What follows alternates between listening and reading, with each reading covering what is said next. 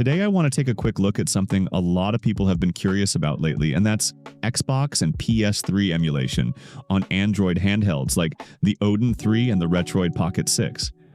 I'm going to keep this video very short, so you will not see any setup process, emulator settings, or any deep configuration tweaks.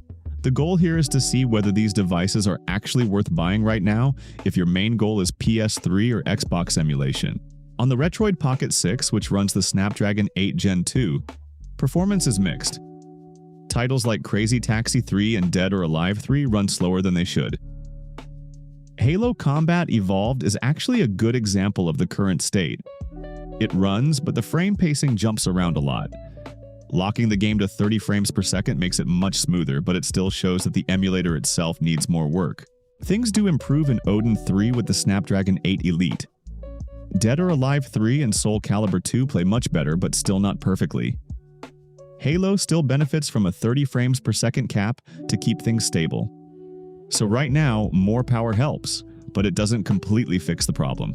It's fun to test, but it's not something I would buy a handheld for just yet.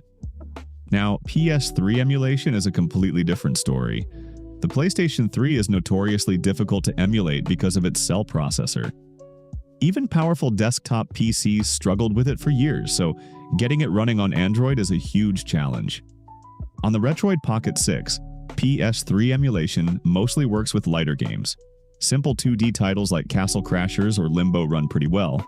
Some smaller 3D games like Virtua Fighter 5 or Dante's Inferno can also run with some tweaking. But large AAA titles usually run into problems like crashes, missing textures, or audio issues. So the Pocket 6 can technically run PS3 games, but it's not stable yet.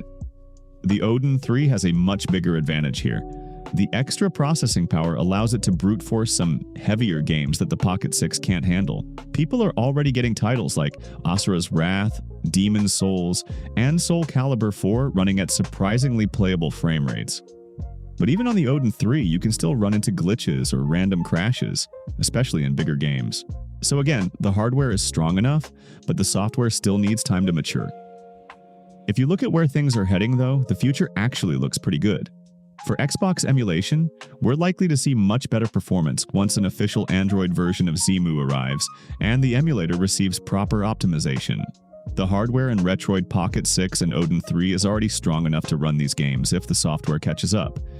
As emulators get optimized and GPU drivers improve, that device could end up handling much heavier PS3 titles than it can today. The Pocket 6 will also improve over time, but it probably won't reach the same ceiling as the Odin 3 when it comes to demanding PS3 games. So the way I see it right now, both handhelds are incredibly capable machines, but Xbox and PS3 emulation are still early experiments on Android.